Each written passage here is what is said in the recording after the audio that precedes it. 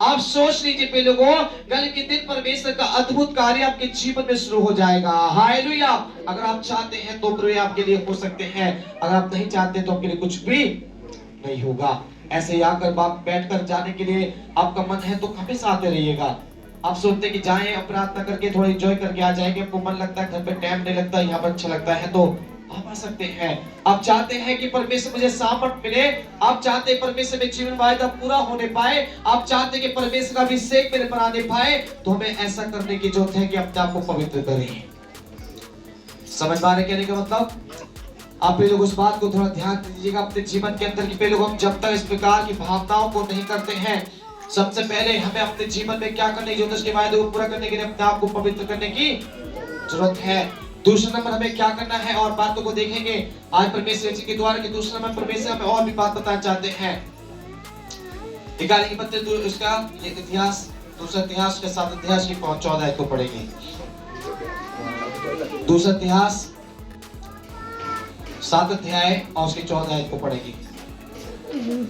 तब यदि मेरी प्रजा के लोग जो मेरे कहलाते हैं दीन होकर प्रार्थना करें और मेरे दर्शन के खोजी होकर अपनी बुरी चाल से फिरे, तो मैं स्वर्ग में से सुनकर उनका पाप क्षमा करूंगा और उनके देश को ज्यों त्यों कर दूंगा। बस यहाँ अपने लोगों को याद कि सबसे पहले आपको अपने जीवन में एक और बात करने की जरूरत है। इस साल में जो बीते साल में नहीं किया, तो यहाँ पर वैसे कह यदि जो मेरी प्रजा लोग जो मेरे कहलाते हैं दीन होकर प्रार्थना करें, क्या करें? आपको दूसरी बात अपने जीवन में क्या करना, आपको दीन होना है और प्रार्थना करनी है। दीन मतलब समझते क्या है? दीन मतलब, दीन का क्या मीनिंग है पता है आपको? दीन का मतलब होता है अपने तमाम बुराई से, अहंकार से, घमंड से, क्रोध से सब कुछ छोड़कर अपने आप को छोटा कर लेना। जिससे बच्चों को देखते हैं ना आप, जो आपके बच्चों को कितना मारो, कितना भी डांटो, कितना कुछ करो, फिर भी आपको मम्मी और पापा के कहता है, वो मुंह फुलाकर नहीं बैठता, वो घंटे घंटे तक आपसे बात करना नहीं मन करता, वो पूरे महीने आपसे चुप रहना नहीं चाहता, वो पूरे दिन आपके पास आना नहीं चाहता, ऐसा नहीं करेगा वो। पर वो बच्चा है, वो तुरंत आपके पास 2 मिनट में 10 मिनट के बाद दोबारा आपके पास आकर आपसे मम्मी कहेगा, आपको पापा कहेगा, आपको जो भी है वो आपको कहेंगे। क्यों? वो बच्चा है, उसे मालूम नहीं है वो दीन है, उसे नहीं मालूम बुराई क्या है, उसे नहीं मालूम क्या हो रहा है, बट उसे इतना मालूम कि मेरे मम्मी पापा मेरे परिवार है। उसी प्रकार आप दुनिया में रहते समय अपने जीवन में इस प्रकार दीन बन जाइए, अपना उतना छोटा करिए ताकि बुराई से निकल कर चले जाए। हालेलुया। अगर बुराई भी आपके जीवन में आना चाहे, दुष्ट भी आपके जीवन में आना चाहे, समस्या भी आपके जीवन में आना चाहे, जब आप अपने आप को छोटा कर लेंगे तो वो शैतान, समस्या, तकलीफें, मुसीबतें हमारे जीवन के ऊपर से निकलकर चली जाएंगे और तुम्हारे पर हानि ना होगी। आज दीन होकर हमें प्रार्थना करना। दीन मतलब छोटा होना, प्रार्थना अपने जीवन में बरकरार रखना। जानते प्रार्थना में क्या है? आज लोग विश्वास तो करते हैं पर प्रार्थना नहीं करते हैं।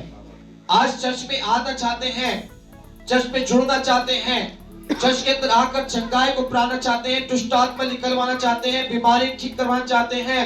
वे लोगों याद रखिए, परमेश्वर आपकी बीमारी हमारे हाथों से कुछ महीने, कुछ दिन के लिए ठीक रखेंगे, बट बरकरार ठीक चंगाई चाहिए तो मुझे खुद घुटना टेकने पड़ेंगे। हालेलुया। आप चाहते हैं कि मेरे घर के अंदर, मेरे परिवार के अंदर, मेरे बच्चों के अंदर बरकरार एक सामर्थ्य, एक आशीष और चंगाई रहे, तो घुटना टेक कर मुझसे प्रार्थना करते रहे। हालेलुया। याद रखिए मेरे लोगों, ये सामर्थ्य, ये वचन के द्वारा आज मेरा प्रार्थना करते हैं तो आप जरूर प्रभु के वायदे आपके जीवन पूरे होंगे। अगर आप प्रार्थना नहीं करते, सोचेंगे नहीं परमेश्वर दास ने बोला, भविष्यवाणी किया है, ऐसा होगा, आप प्रार्थना नहीं कर रहे हैं तो आप ना तो भविष्यवाणी पूरी होगी और ना चर्च के द्वारा आप सामर्थ प्राप्त कर पाएंगे। आज पूरे दासों के द्वारा जो आपको सीखने के लिए मिलता है, जो आप हाथ रख के परमेश्वर की भविष्यवाणी आपके लिए की गई है, उन भविष्यवाणी को तुच्छ ना जानिए। बाइबल कहती है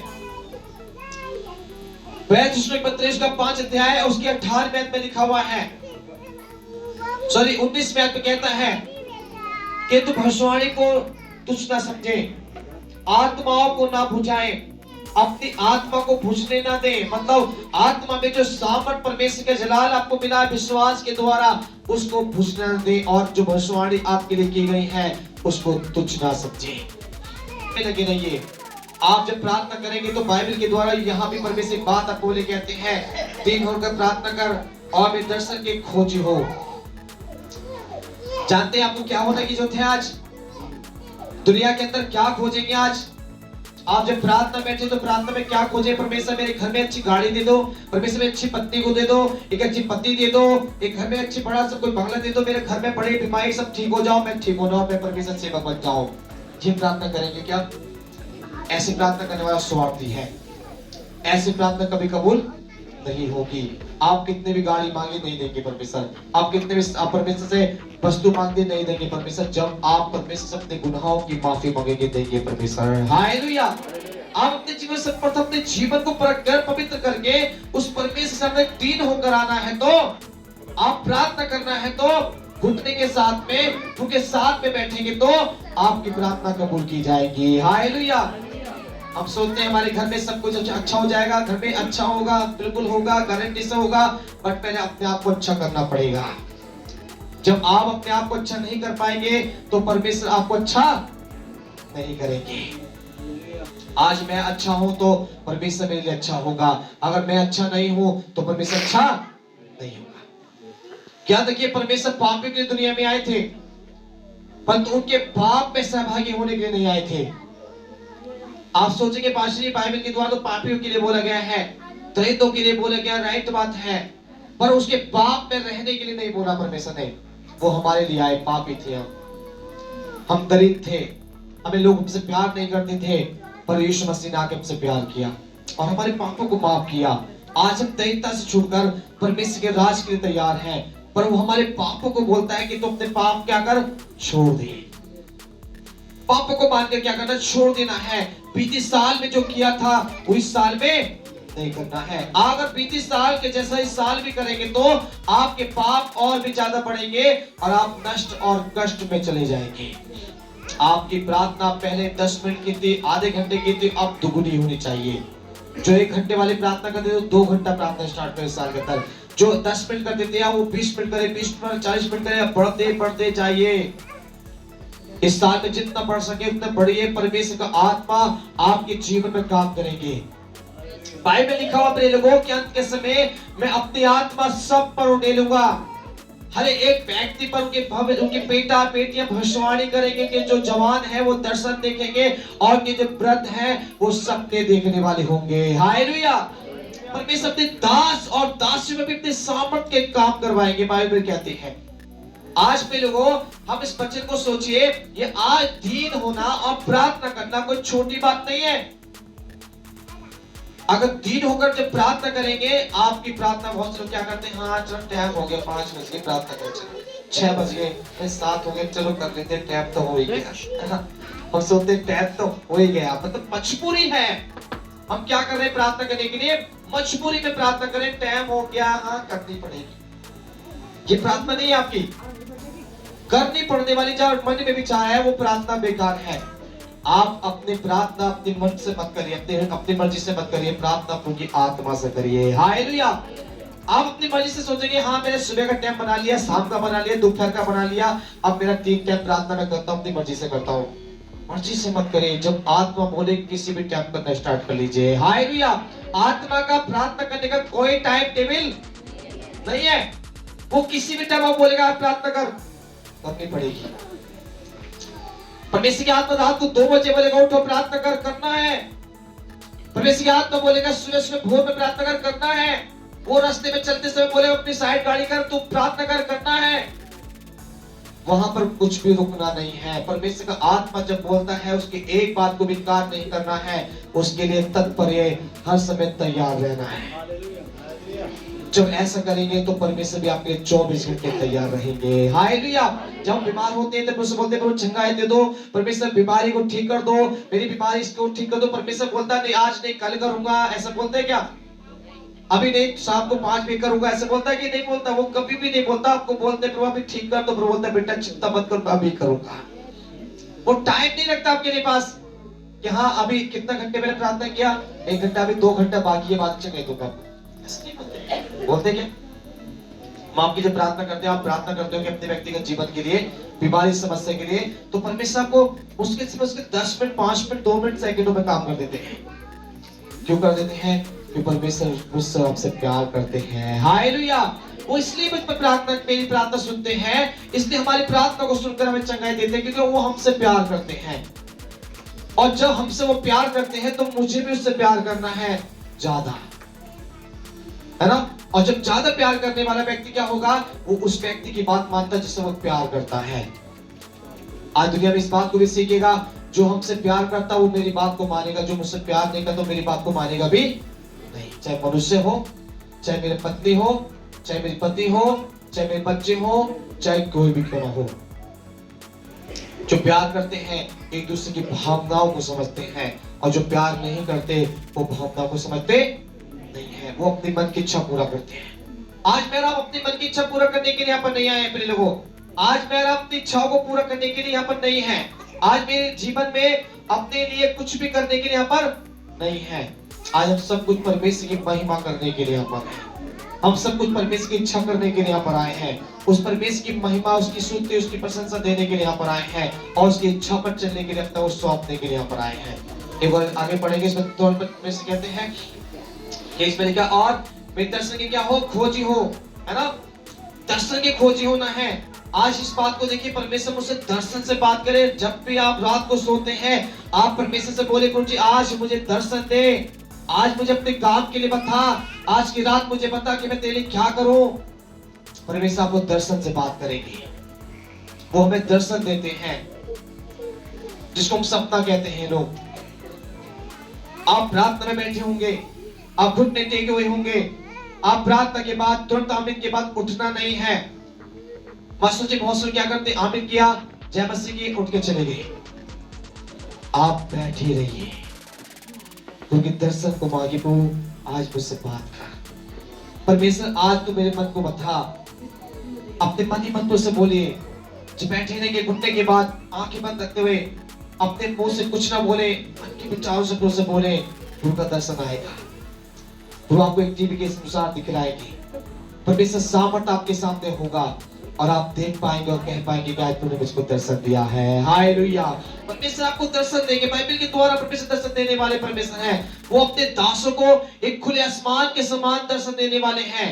आपको दर्शन मिलेगा, आपके लाइफ के लिए, आपके परिवार के लिए, आपकी कलीसिया के लिए, आपके पास्टरों के लिए, आपके घर के लिए, आपके कामों के लिए, जो भी आप चाहेंगे परमेश्वर आपको दर्शन में बताएंगे। हालेलुया।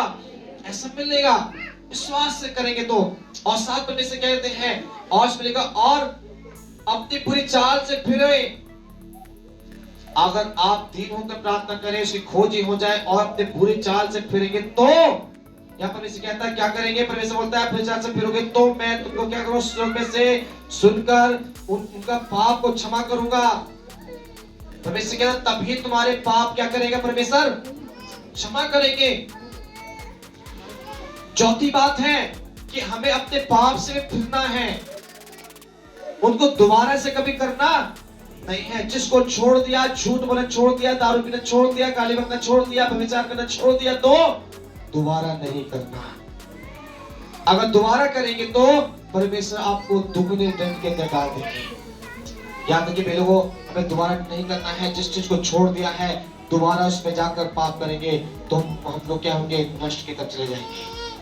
याद रखिए मेरे लोगों, इसमें परमेश्वर कहते हैं बच्चे के द्वारा, और इसमें लिखा है, और पाप क्षमा करूंगा और देश को ज्यों का त्यों कर दूंगा। यानी जिस देश में आप रह रहे हैं, जिस नगर में आप रह रहे हैं, जो आप चाहते हैं आपके लिए होगा। एक बात परमेश्वर कहता है, जैसे आप चाहते हैं वैसे आप दूसरों के साथ करना स्टार्ट कर दीजिए। क्या आप चाहते हैं कि कोई मेरी बेइज्जती करे? क्या कोई चाहते कि कोई मुझे गाली बके? कोई चाहते कि कोई मुझे डेली आकर मारे? क्या चाहते हैं मेरा? जब आप घर में रहते हैं तो क्या चाहते हैं कि मेरे रेस्पेक्ट हो। जब आप बाहर जाते सोचते हैं कि मेरा आदर हो। मैं अपनी ड्यूटी पे जाऊं तो मुझे लोग उससे रेस्पेक्ट करने वाला हो जाए। जब मैं कलीसिया में जाऊं तो लोग मुझे आदर करने वाले हो जाए। जब मैं अपने परिवार में जाऊं तो लोग मुझे सम्मान देने वाले हो जाए। जब अपने बहनों के पास, रिश्तेदारी में कहीं भी जाए तो मेरे आदर करने वाले, ये मेरी मन की इच्छा होती है। राइट बात है ना? तो आप जब ऐसा चाहते हैं तो आप भी दूसरे से ऐसे ही करना स्टार्ट कर दीजिए। हालेलुया। अगर आप चाहते हैं कि परमेश्वर मेरे जीवन में ऐसा हो तो आज आपको भी क्या करना है, ऐसा ही करना स्टार्ट करना है। यदि आप ऐसा नहीं करेंगे तो आपके संग भी ऐसा होने वाला नहीं है। सोचोगे कि नहीं मैं तो बहुत प्यार करता हूँ, थोड़ी बात तो मान लीजिए मेरी। नहीं बात। आप उनसे प्यार करते हैं, सॉरी आप अपनी इज्जत चाहते हैं तो आप उनको भी इज्जत देना स्टार्ट करें। रेस्पेक्ट टू रेस्पेक्ट होता है बाइबल के द्वारा। दुनिया में कहते हैं जैसे आप करोगे वैसा तुम्हारे लिए भी किया जाएगा। बाइबल कहती है, उसमें लिखा है आज प्रिय लोगों इस बात को जानिए, हम लोग हमें कैसे पहचानते हैं? हमारे फलों के द्वारा, हमारे कर्मों के द्वारा पहचानते हैं।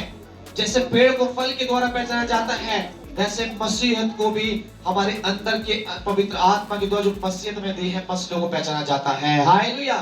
लोग कैसे कहेंगे कि मेरा मसीह है? कि मैं एक अच्छे से क्रॉस लगा के जाऊं गले के अंदर, अच्छे से मैं अपने पास बाइबल लेके घूमूंगा, लोग बोले भाई ये तो चर्च का पादरी जा रहा है ना, ऐसे बोलेंगे भाई इसने तो क्रॉस टांग रखा है, गाउन पहन रखा है, तो बाइबल लेके घूम रहा है, तो पादरी है, ये तो परमेश्वर का चर्च का एक फादर है।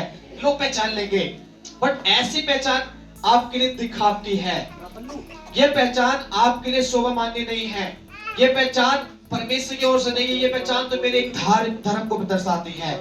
और मेरी पहचान तब होगी जब मैं समाज में जाऊं, किसी परिवारों में जाऊं, मेरे अंदर प्यार का, प्रेम का एक आत्मा दर्शे, परमेश्वर की आत्मा के फल मेरे शरीर के द्वारा दिखने पाए, तब लोग कहेंगे भाई जरूर ये अच्छा व्यक्ति है। हालेलुया। जरूर ये परमेश्वर का इस प्रकार का भक्त है। जानते हैं एलिसा एक व्यक्ति के घर में हमेशा जाया करता था। लंबी कहानी हो जाएगी, इसे बताने की जरूरत नहीं है। वो जाता था, उसकी पत्नी ने उसकी पत्नी से बोला, ये सुनते हो क्या बात है कि ये व्यक्ति जो हमारे घर आता है ये परमेश्वर का बड़ा भक्त जान पाता है, जब जान पड़ता है मुझे कि परमेश्वर का बड़ा भक्त है। उसने कैसे सोचा होगा? उसके आस जब आते थे उसके घर में आकर 2-3 बात करने जाते, जैसे मोहल्ले पड़ोस में दोस्ती हो जाती है, रिश्तेदारी में हमारी जान पहचान हो जाती है, हम पड़ोसी के यहाँ चले जाते हैं। ऐसे ही व्यक्ति एलीशा जो था भगत सेवक, वो जाया करता था। उसकी पत्नी से बोला कि तुम्हें पता है जो व्यक्ति हमारे घर आते हैं ये बड़ा भक्त जान पड़ता है परमेश्वर का, तो उसके लिए क्यों ना हम एक अटारी पर एक मकान बनाए, एक कमरा तैयार करें। बोले ठीक है कर दीजिए। उन्होंने एक अच्छा मकान बनाया, उसके लिए अच्छा एक खटिया भी लगा, मतलब अच्छा बेड भी डाला, एक अच्छी कुर्सी भी डाली, मेज भी डाली, लैंप भी लगाया, सब सुविधा उसके अंदर रख दिया। और जब उसके घर पे आया तो उसने स्वामी आप ऊपर जाओ, आपके लिए कमरा ऊपर है, वहीं पर ठहरो, वहीं पर खाओ, वहीं पर रहो, जो भी चाहिए मुझसे मांगो। उस लेडीज ने कहा तो मुझसे मांग लेना। जानते क्यों उसको घर में रखा? एक पत्नी के सामने एक पत्नी बोलती है गैर मर्द को कि मुझे भक्त जान पड़ता है। आज कोई बोले तो क्या होगा? और कोई पड़े से आगे बोले ना मैं सुनते हो जो आदमी है ना मुझे बड़ा अच्छा लगता है, बोले तुझे अच्छा लगा बताओ दिया तो तुझे अच्छा लगे तो क्या कहेंगे तुझे बड़ा अच्छा लगता है, कौन आदमी है? जानते इसको? अरे मकान तो बहुत दूर की बात है, उसको घर में एक गिलास पानी पिलाने के लिए कर देंगे हम लोग। हम जानते पहचान रोज रोज हमारे घर पे आ जाता है, आदमी कौन है हम नहीं जानते इसको। अरे होगा जिसका भक्त होगा, मैं कैसे मतलब होगा जिसका भक्त होगा, हमें समझ तुझे लगता होगा भक्त। आज के भक्त के रूप में आज दूसरे भी आ जाते हैं घर के अंदर। ये हमारे मन में विचार होते हैं। लोगों याद रखिए हमारे फल हमारे कामों से पहचाने जाते हैं। हमारे फलों को देखना है, बाइबल के द्वारा पेड़ को देखना है तो उसके फल को देखिए, उस पेड़ को मत देखिए। पेड़ के अंदर फल क्या है वो देखिए। आम का पेड़ पर तो आम लटकेंगे, अगर वो लटक रहा है तो रियल आम का पेड़ है ना? जिस पेड़ पर जिस फल को देख रहे हैं वो फल में है तो वो सच में अच्छा पेड़ है, और जिस पेड़ पर फल नहीं है वो पेड़ तो नाम से गिना जाता है पर वो निकम्मा पेड़ है। हालेलुया। वो अच्छा पेड़ नहीं है। आजकल लोगों के जीवन में क्या है, घर में तो जाना है, परिवार में विश्वासी बनकर पास्टर बनकर चले जाते हैं, उनकी बहन बेटी देखते हैं कौन सी सुंदर सी है, कौन सी अच्छी लग रही है, स्मार्ट लग रही है, अरे इसका नंबर तो मुझे चाहिए कैसे भी करके, है ना? अरे मैं इसका नंबर मिल जाए, अरे मैं तो पादरी हूँ मुझे कॉल भी करेगा, एक मैसेज करो बेटी जय मसीह की कैसे हो, फिर उसका हाय हेलो, फिर फोन पे बात करना, फिर तो हमारी वो कुछ हो जाएगी। ऐसी लड़की भी करती है, ऐसी लड़की भी आकर हमारे नंबर को ढूंढने की प्रयास करती है। वो भी सोचते हैं इस भाई से मेरा कुछ हो जाएगा, कहते हैं भाई भाई करके इस बार तो कुछ और बोलना स्टार्ट कर देते हैं।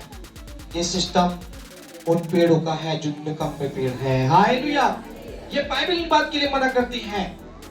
याद रखिए, हम इस बात को याद रखना है, परमेश्वर हमारे जीवन में अच्छाई करने के लिए, मैंने आपको बताया कि हमें लोग कैसे पहचानेंगे, लोग कैसे जानेंगे मेरा आप मसीह हैं। हमारे बोलचाल, हमारे स्वभाव, हमारे पहनना ओढ़ना, लोग देखेंगे परिवार में जाते हैं, घरों में जाते हैं, हम उन परिवारों में इस प्रकार का स्वभाव जो मसीह का स्वभाव है जब करते हैं तो लोग पहचानते हैं कि सच में वे बहुत अच्छे हैं।